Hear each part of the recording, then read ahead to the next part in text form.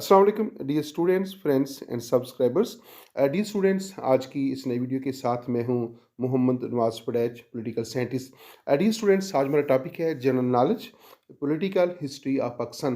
तो आज की इस वीडियो के अंदर जो है हमने चंद इंपॉर्टेंट एमसीक्यूज़ शामिल किए हैं और इन एमसीक्यूज़ का तलब है पाकिस्तान का जो पॉलिटिकल सिस्टम है, पाकिस्तान की जो पॉलिटिकल हिस्ट्री है और पाकिस्तान के अंदर जो पॉलिटिकल डेवलपमेंट हुई है, ख़ास तौर पे from the creation of Pakistan to onward.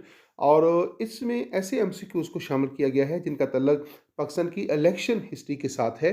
तो आइए इस वीडियो का आगाज़ करते हैं। आप दे रखे हैं हमारा YouTube channel political science with Nawaz पड़ैच।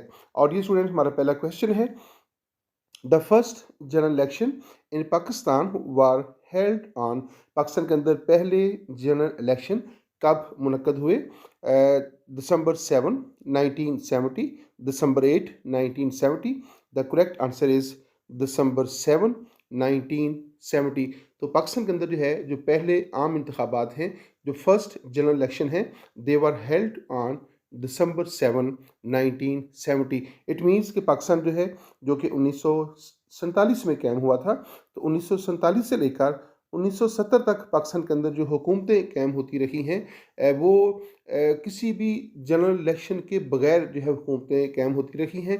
कोई पब्लिक इलेक्शन नहीं हुए, कोई जनरल इलेक्शन नहीं हुए और आवाम की राय का इसमें कतई जो है वो ख्याल नहीं रखा जाता था। और ताकत के ज़ोर पे या ड्राइंग रूम पॉलिटिक्स की बुनियाद के ऊपर जो है पाकिस्तान के अंदर हुकूमतें बनती रहीं, टूटती रहीं। और पहले जो जनरल इलेक्शन हैं, दे वर हेल्ड ऑन दिसंबर 7 1970। और नेक्स्ट पॉइंट की तरफ चलते हैं जी। हमारे पास क्वेश्चन नंबर 2 है, who is the first Hindu women to contest polls from Buner KPK in the general election 2024। अभी पाकिस्तान के अंदर जो है 8 फरवरी 2024 को जो है जनरल इलेक्शन होने जा रहे हैं। आपने बताना ये है कि इन जनरल इलेक्शन के अंदर जो है खैबर पख्तूनख्वा से बुनीर से जो है कौन सी हिंदू खातून जो है वो जनरल इलेक्शन के अंदर जो है वो हिस्सा ले रही है? जोया चौहान और सवीरा प्रकाश। तो इसमें जो करेक्ट आंसर है डेट इज़ सवीरा प्रकाश। सवीरा प्रकाश जो है वो एक हिंदू खातून है और वो बुनीर से जो है खैबर पख्तूनख्वा से सूबाई असम्बली की नशिस्त के लिए वो 2024 के अंदर होने वाले जो पाकिस्तान के जनरल इलेक्शन हैं उनमें पार्टिसिपेट जो है वो कर रही है। आइए नेक्स्ट पॉइंट की तरफ चलते हैं। How many total general elections were held in Pakistan? तो पाकिस्तान जो है, जो कि 1947 में कायम हुआ था और 1947 से लेकर 2018 तक, यहाँ हमने इसको अभी रखा है 2018 तक जो है पाकिस्तान में अब तक कितने इलेक्शन हुए हैं? तो इसमें how many total general elections were held in Pakistan?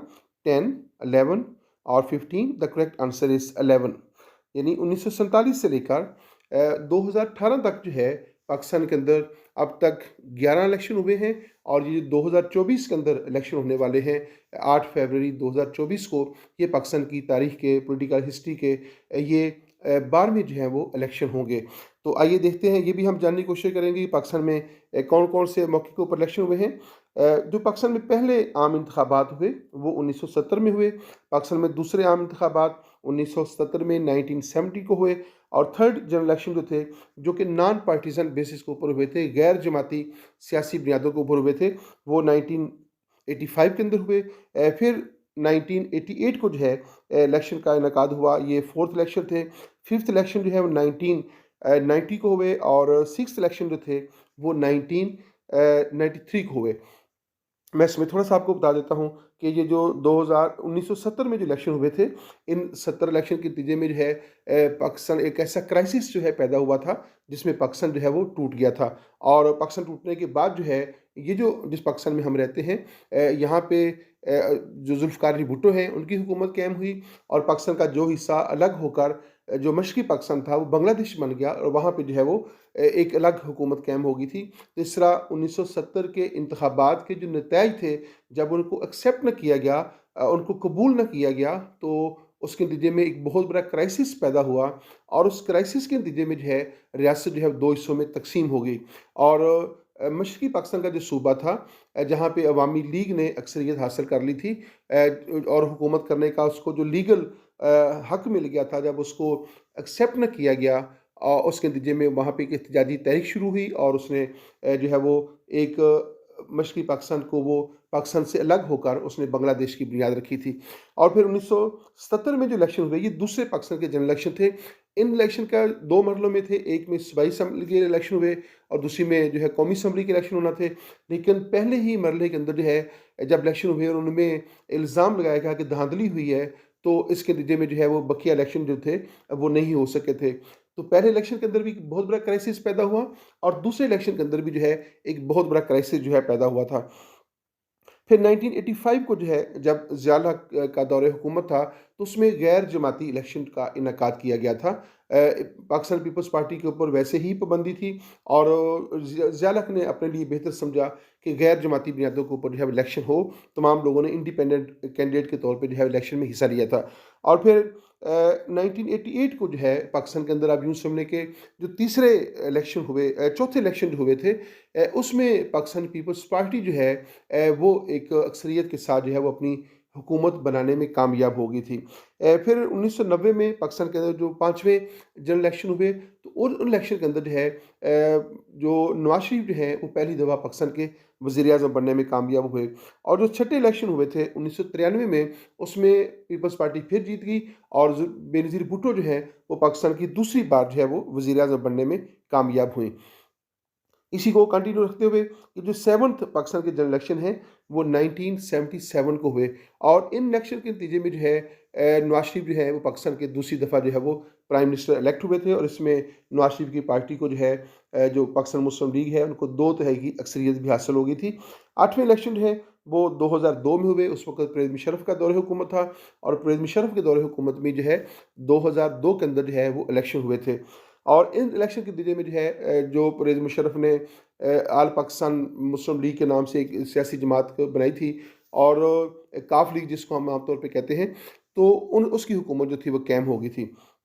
जो 9th इलेक्शन है 2008 में हुए और इन इलेक्शन के अंदर जो है पाकिस्तान पीपल्स पार्टी जो है उसकी हुकूमत कायम हुई थी। और जो 10th इलेक्शन थे, 10वें जो जनरल इलेक्शन थे 2013 में हुए और उसमें नवाज शरीफ जो है वो तीसरी दफ़ा वज़ीर-ए-आज़म बने और पाकिस्तान मुस्लिम लीग जो है, मुस्लिम लीग नून जो है वो कामयाबी हासिल करने में कामयाब रही और इस तरह नवाज शरीफ जो थे वो पाकिस्तान की तारीख में वहाँ शख्सियत बन गए जो 3 बार जो है पाकिस्तान के वज़ारत-ए-उज़्मा के ओहदे पे फ़ाइज़ हुए थे। और फिर 2018 में इलेक्शन हुए। 2018 में होने वाला इलेक्शन जो है वो पाकिस्तान की तारीख के 10वें वो 11 ये 11वें इलेक्शन है। 11वें इलेक्शन थे और इस इलेक्शन के अंदर जो है पाकिस्तान तहरीक-ए-इंसाफ जो है जिसको आमतौर पे हम पीटीआई कहते हैं, उसको कामयाबी हासिल हुई और उसके नतीजे में इमरान खान जो है वो पहली दफ़ा पाकिस्तान के वज़ीर-ए-आज़म बने।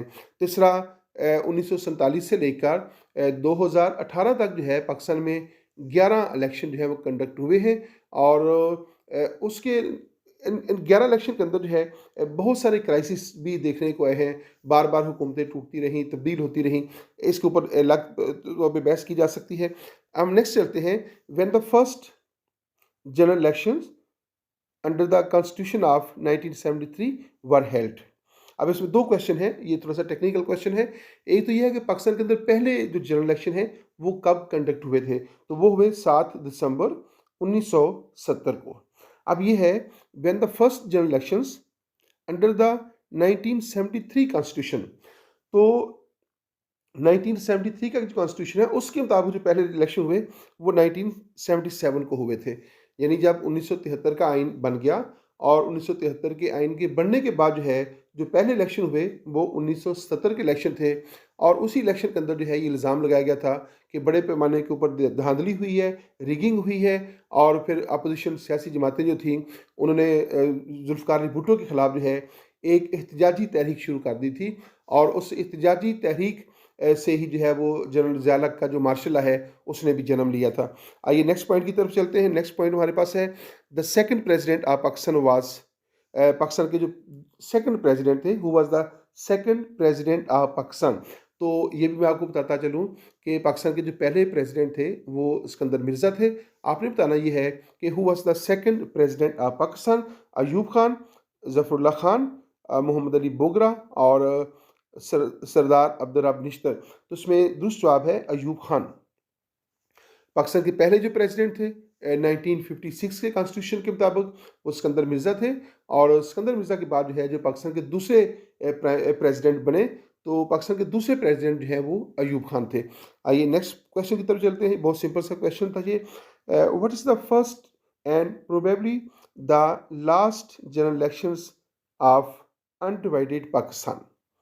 थोड़े से क्वेश्चन बाज का थोड़े से उसकी लैंग्वेज बड़ी टेक्निकल होती है और उसको समझने में मुश्किल पेश आती है।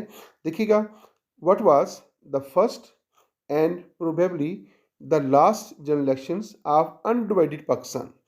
डिवाइडेड पाकिस्तान क्या है? 1970 में जो है जो इलेक्शन हुए थे, उस इलेक्शन के नतीजे में जिस पार्टी ने अक्सरियत हासिल की, चूँकि गवर्नमेंट जो है उसकी हैंड ओवर नहीं की गई थी, उस पार्टी की तरफ से भरपूर एहतजाजी तहरीक शुरू हुई और वो एहतजाजी तहरीक बाद में फिर सिविल नाफरमानी की तहरीक में तब्दील हो गई और एक सिविल वार शुरू हुई और फिर मशरक़ी पाकिस्तान जो है अवामी तहरीक की क़यादत में जो है वो पाकिस्तान से अलग हो गया और बांग्लादेश के नाम से एक अलग रियासत जो है उन्होंने कायम कर ली। अब जो है कि ये तो था मुत्तहिदा पाकिस्तान जिसको हम कहते हैं। तो जो अनडिवाइडेड पाकिस्तान है, जो तकसीम से पहले का जो पाकिस्तान, उसमें कितने इलेक्शन हुए थे? वो है जनरल इलेक्शन 1970, यानी अनडिवाइडेड पाकिस्तान के अंदर एक दफ़ा ही इलेक्शन हुए और वो 1970 के इलेक्शन थे। और उन्हीं इलेक्शन के जो रिज़ल्ट्स थे उनको जो है रिकग्नाइज़ नहीं किया गया था, उनको एक्सेप्ट नहीं किया गया था। और इलेक्शन के मुताबिक जो इलेक्शन के जो रिज़ल्ट्स थे, जो नतीजे थे और जिस पॉलिटिकल पार्टी को अक्सरियत हासिल हुई थी, जब गवर्नमेंट उसको ना देगी, जो कि उसका कॉन्स्टिट्यूशनल राइट था, लीगल राइट था और जो डेमोक्रेटिक प्रिंसिपल्स हैं उसके मुताबिक उसका राइट एस्टेब्लिश हो गया था।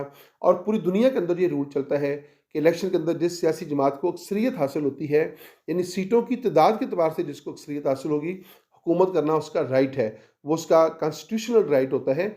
जब उस हुकूमत उसके सुपुर्द ना की गई तो नतीजा ये निकला कि एक ऐसा क्राइसिस पैदा हुआ कि उस क्राइसिस के नतीजे में पाकिस्तान जो है वो दो हिस्सों में तकसीम हो गया और मशरक़ी पाकिस्तान का सूबा जो है वो बांग्लादेश बनने में कामयाब हो गया था। तो ये इसका जवाब है 1970 का इलेक्शन जो है वो, यानी अनडिवाइडेड पाकिस्तान के अंदर एक ही इलेक्शन हुए जो कि 1970 में हुए थे।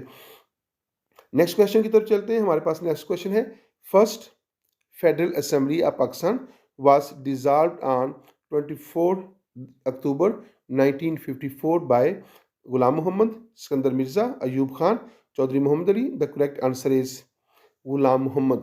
पाकिस्तान की जो फर्स्ट फेडरल असेंबली थी जो कि क्या में पाकिस्तान के वक़्त कायम हुई थी 1947 को, तो उसको कब जो है किसने जो है डिज़ॉल्व किया था? तो 1954 को जो है 1954 को जो है मलक गुलाम मोहम्मद जो कि उस वक़्त गवर्नर जनरल थे पाकिस्तान के, उन्होंने जो है उसको डिज़ॉल्व किया था।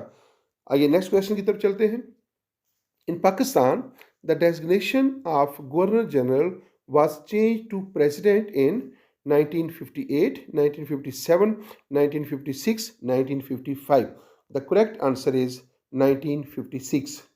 जब पाकिस्तान कायम हुआ तो उस वक्त जो है जो गवर्नमेंट ऑफ इंडिया एक्ट था 1935, उसको जो है अबूरी ऐन के तौर पे जो है पाकिस्तान में नाफज किया गया था।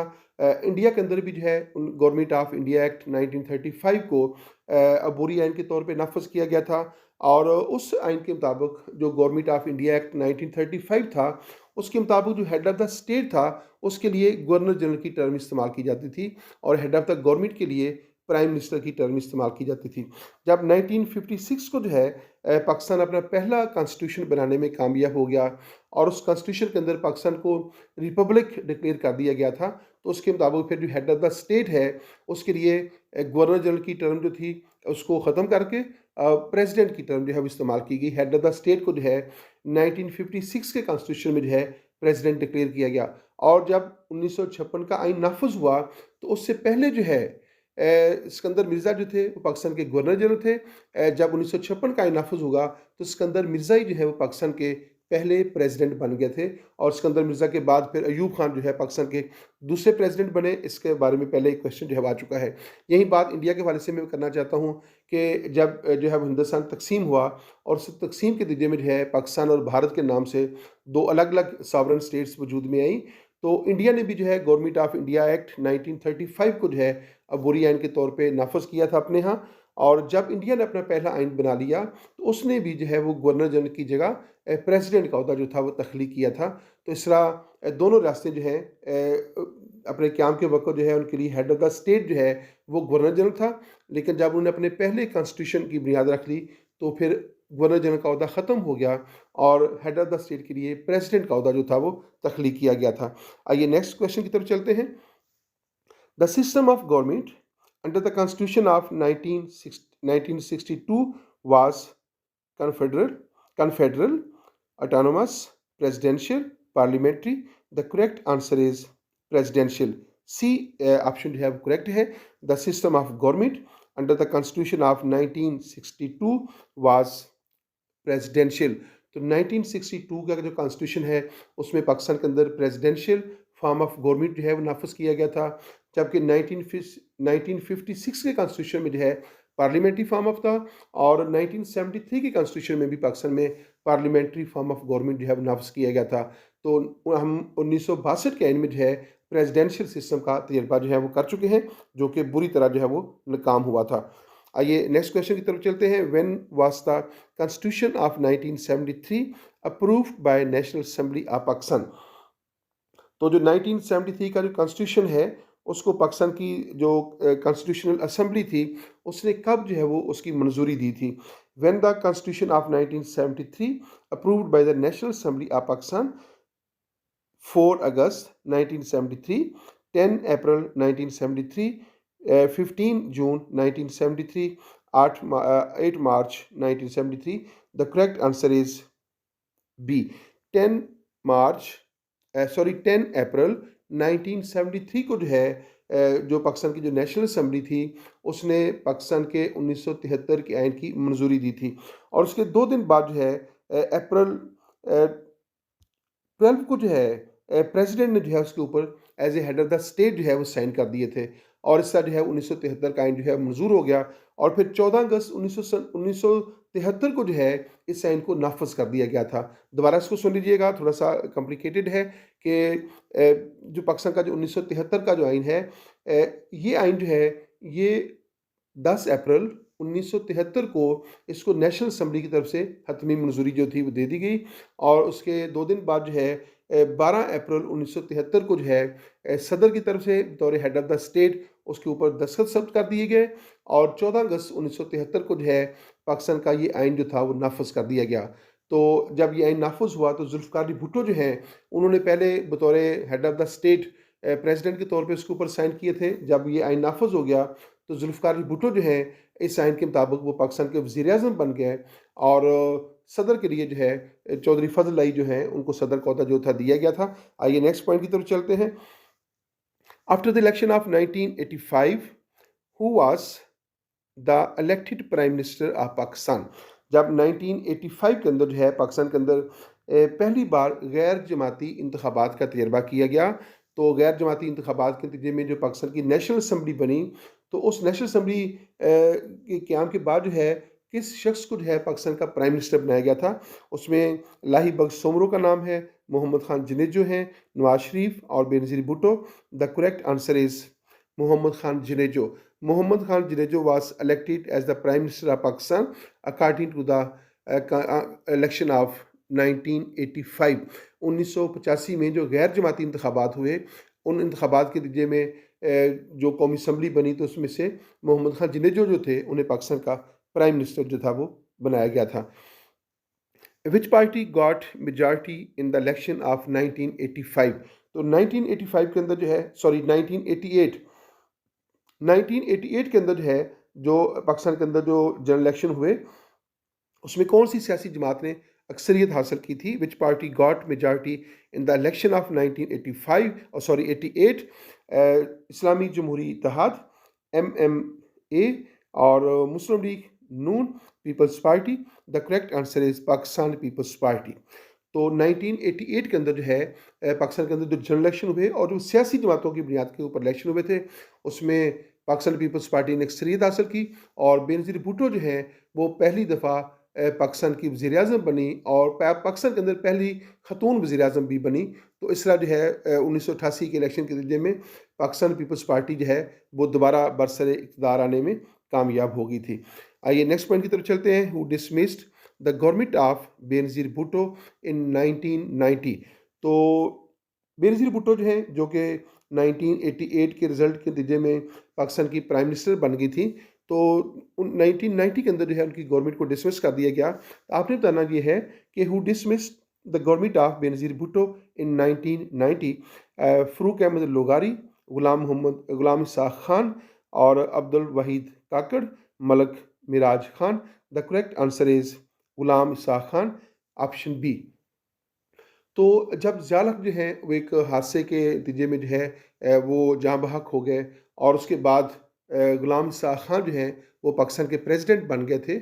और जो इलेक्शन हुए उस इलेक्शन के नतीजे में पाकिस्तान पीपल्स पार्टी को कामयाबी हासिल हुई और उस कामयाबी के नतीजे में बेनज़ीर भुट्टो पाकिस्तान की वज़ीर आज़म बनी। तो जब बेनज़ीर भुट्टो बतौर वज़ीर आज़म काम कर रही थी तो गुलाम इसहाक खान जो हैं वो पाकिस्तान के उस वक्त प्रेसिडेंट थे। अब उसमें ख़ास बात यह है कि 1985 के अंदर जो है एक बहुत अहम काम हुआ था जिसको अनडेमोक्रेटिक भी कहा जा सकता है। वो है 1985 में पाकिस्तान के कॉन्स्टिट्यूशन के अंदर ज़िया के दौरे हुकूमत में 8वीं तरमीम हुई थी। और उस 8वीं तरमीम में जो है एक आर्टिकल था 58 बी, जिसका आर्टिकल नंबर था। उस आर्टिकल के तहत जो है प्रेसिडेंट को ये इख्तियार हासिल हो गया था कि अगर प्रेसिडेंट ये समझता है कि जो प्राइम मिनिस्टर है या जो असम्बलियाँ हैं वो अपना काम सही तौर पे नहीं कर रही, तो प्रेसिडेंट जो है वो 58 बी आर्टिकल इस्तेमाल करके वज़ीर आज़म को किसी वक़्त भी उसको उहदे से बरतरफ कर सकता था। तो इस तरह गुलाम इसहाक खान ने आर्टिकल 58 बी जो है according to the 8th amendment in the constitution of 1973 उसको उस आर्टिकल को इस्तेमाल करके बेनज़ीर भुट्टो की हुकूमत को 1990 में जो है वो डिज़ॉल्व कर दिया था। और नेक्स्ट पॉइंट की तरफ चलते हैं। जी, when Benazir Bhutto became the prime minister of Pakistan second time? तो बेनज़ीर भुट्टो सेकंड नई पाकिस्तान की वज़ीर आज़म कब बनी? 1994 के अंदर, 1992, 1993 और 1995। The correct answer is C. तो 1993 के अंदर जो है बेनज़ीर भुट्टो दोबारा वज़ीर आज़म बन गई। दोबारा थोड़ा-सा मैं आपको समझा देता हूँ। 1988 के अंदर बेनज़ीर भुट्टो वज़ीर आज़म बनी और 1990 के अंदर जो है उनकी हुकूमत को डिसमिस कर दिया गया, गुलाम इसहाक का इन्हाल किया था। फिर 1990 के अंदर दोबारा इलेक्शन हुए और उस इलेक्शन के नतीजे में जो है नवाज शरीफ जो है वो पाकिस्तान के वज़ीर आज़म बनने में कामयाब हो गए। और फिर नवाज शरीफ की हुकूमत को जो है 1993 के अंदर जो है वो गुलाम इसहाक खान ने ही जो है वो बरतरफ कर दिया था आर्टिकल 58 बी इस्तेमाल करके। और जो 1993 के अंदर इलेक्शन हुए उसमें बेनज़ीर भुट्टो एक बार फिर पाकिस्तान की वज़ीर आज़म बनने में कामयाब हो गई और पाकिस्तान पीपल्स पार्टी जो है वो दोबारा हुकूमत में आ गई। और नेक्स्ट पॉइंट की तरफ चलते हैं। Referendum which made general Musharraf president of Pakistan was held in? तो पाकिस्तान की सियासी तारीख के अंदर जो है बड़े अजीब अजीब किस्म के वाक़यात होते रहते हैं। अक्टूबर 99 के अंदर जो है परवेज़ मुशर्रफ जो थे उन्होंने नवाज शरीफ की हुकूमत को ओवरटेक किया और उसके ऊपर जो है वो कब्ज़ा करके मुल्क में मार्शल लॉ लगा दिया था। और उसके कुछ अर्सा बाद जो है परवेज़ मुशर्रफ ने इलेक्शन रेफरेंडम मुल्क में करवाया और उस रेफरेंडम के नतीजे में जो है वो पाकिस्तान के प्रेसिडेंट बन गए थे। तो referendum which made the general Musharraf president of Pakistan held in 2001, 2002, 2003 and 2002। तो उसमें करेक्ट आंसर है अप्रैल 2002। अप्रैल 2002 के अंदर जो है परवेज़ मुशर्रफ की तरफ से रेफरेंडम का इनेकाद कराया गया था और उस रेफरेंडम के नतीजे में जो है परवेज़ मुशर्रफ जो हैं वो पाकिस्तान के 5 साल के लिए प्रेसिडेंट बन गए थे। जबकि पाकिस्तान के कॉन्स्टिट्यूशन के मुताबिक जो है प्रेसिडेंट बनने का एक अलग दस्तूरी तरीक़ेकार मौजूद है, लेकिन परवेज़ मुशर्रफ ने उस दस्तूरी तरीक़ेकार को इख्तियार करने की बजाय उसने रेफरेंडम का सहारा लेकर जो है वो प्रेसिडेंट बनना बेहतर समझा और वो 5 साल तक जो है पाकिस्तान के प्रेसिडेंट बने थ्रू रेफरेंडम। नेक्स्ट है through the LFO। LFO means legal framework order. LFO क्या मतलब है? Legal framework order issued by General Musharraf. The strength of the National Assembly was increased from 217 to प्रेम मुशर्रफ जो है उन्होंने LFO जारी किया और उस LFO के मुताबिक जो है बाद में कॉन्स्टिट्यूशन के अंदर 17th अमेंडमेंट हुई, 17वीं तरमीम हुई। और उसके नतीजे में क्या हुआ कि पाकिस्तान की जो नेशनल असम्बली है उससे पहले उसकी सीटों की जो कुल तादाद थी वो थी 217, 200 एंड जी 217 थी। और जब LFO की बुनियाद के ऊपर जो है 17th अमेंडमेंट होगी, 7वीं तरमीम हुई, तो ये तादाद बढ़ के जो है वो 342 हो गई। तो इसमें सी ऑप्शन जो है वो आएगा। दोबारा सुन लीजिएगा। Through the LFO issued by General Pervez Musharraf, the strength of the National Assembly was increased from 217 to 342। तो परवेज़ मुशर्रफ ने कौमी असम्बली की जो नशिस्तें हैं वो 17th अमेंडमेंट के ज़रिए जो है वो उसको इंक्रीज़ कर दिया था और वो 217 से बढ़कर 342 तक जो है वो पहुंच गई थी। आइए नेक्स्ट पॉइंट की तरफ चलते हैं। Through LFO the senate seats was increased from 87 to, और उसी LFO के मुताबिक या उसी 17th अमेंडमेंट के मुताबिक जो है जो अपर हाउस है पाकिस्तान की पार्लियामेंट का, जो कि नेशनल जो कि सेनेट कहलाता है, उससे पहले उसकी सीटों की तादाद थी 87 और उसको इंक्रीज़ करके जो है 100 कर दिया गया था। तो इस वक्त जो है पाकिस्तान का जो सेनेट है 17th अमेंडमेंट के मुताबिक सेनेट की नशिस्तों की जो कुल तादाद है वो 100 थी। और जब पाकिस्तान पीपल्स पार्टी की हुकूमत जब कायम हुई 2008 के इलेक्शन के नतीजे में जो है, और उसने 18वीं तरमीम आइन में की थी, और उस 18वीं तरमीम के नतीजे में जो है जो नेशनल जो सेनेट है उसकी नशिस्तों को मज़ीद बढ़ाया गया और वो 104 तक चली। इस वक्त सेनेट है उसकी नशिस्तों की जो कुल तादाद है वो 104 है। पहले ये 87 थी, 17वीं तरमीम में इनको बढ़ाकर 100 कर दिया गया और 18वीं तरमीम में मज़ीद 4 सीटों का इजाफा किया गया और ये तादाद बढ़कर 104 तक पहुंच गए। तो डियर स्टूडेंट, यहाँ पे इस वीडियो का अख्ताम होता है। अभी कुछ क्वेश्चन हैं। In which constitution the prime minister and president both were declared Muslim. तो एक दो बात याद रखिएगा, पाकिस्तान के अंदर 3 कॉन्स्टिट्यूशन नाफिज हो चुके हैं। पहला 1956 का कॉन्स्टिट्यूशन है, दूसरा 1962 का कॉन्स्टिट्यूशन है और तीसरा 1973 का कॉन्स्टिट्यूशन है। According to the constitution of 1956 के कॉन्स्टिट्यूशन के मुताबिक सिर्फ प्रेसिडेंट के लिए मुस्लिम होने की शर्त रखी गई थी, जो प्राइम मिनिस्टर है उसके लिए ये शर्त नहीं थी। दूसरा कॉन्स्टिट्यूशन जो है वो वैसे ही प्रेसिडेंशियल कॉन्स्टिट्यूशन था और उस प्रेसिडेंशियल कॉन्स्टिट्यूशन के मुताबिक चूँकि प्राइम मिनिस्टर का ओहदा नहीं था तो प्रेसिडेंट के लिए मुस्लिम होने की शर्त थी, तो प्राइम मिनिस्टर का ओहदा वैसे ही नहीं था। तो तीसरा कॉन्स्टिट्यूशन है जो कि 1973 का कॉन्स्टिट्यूशन है। तो इस कॉन्स्टिट्यूशन के अंदर पहली दफ़ा जो है प्रेसिडेंट के साथ साथ प्राइम मिनिस्टर के लिए भी ये शर्त रख दी गई कि उनके लिए भी मुसलमान होना ज़रूरी है। यानी कोई गैर मुस्लिम जो है पाकिस्तान का ना तो प्रेसिडेंट बन सकता है और ना ही जो है कोई प्राइम मिनिस्टर बन सकता है। ऐसा क्यों ज़रूरी है, इसके ऊपर एक अलग डिबेट की ज़रूरत है। मैं कोशिश करूँगा कि अनकरीब जो है इसके ऊपर एक हल्की फुल्की डिबेट रखें कि पाकिस्तान के अंदर जो है प्रेसिडेंट के लिए या प्राइम मिनिस्टर के लिए मुसलमान होना क्यों ज़रूरी है। कुछ लोग इसके बारे में इतराज़ात भी करते हैं कि ये अनडेमोक्रेटिक है और कुछ लोग इसके हक़ में भी दलाइल रखते हैं। दोनों पॉइंट ऑफ व्यू को हम सामने रखेंगे और इसकी बुनियाद के ऊपर एक हल्की सी डिबेट भी जो है वो लाजमी तौर पे करेंगे। आइए नेक्स्ट चलते हैं। यहाँ पे इस वीडियो का अख्ताम होता है। Thanks for watching my YouTube channel. इजाज़त दीजिएगा, अल्लाह हाफिज़। और एंड पे जो है आपके लिए मैसेज है कि अगर अभी तक आपने चैनल सब्सक्राइब नहीं किया तो आज जो है ये काम ज़रूर कर दीजिएगा। खुदा हाफिज़।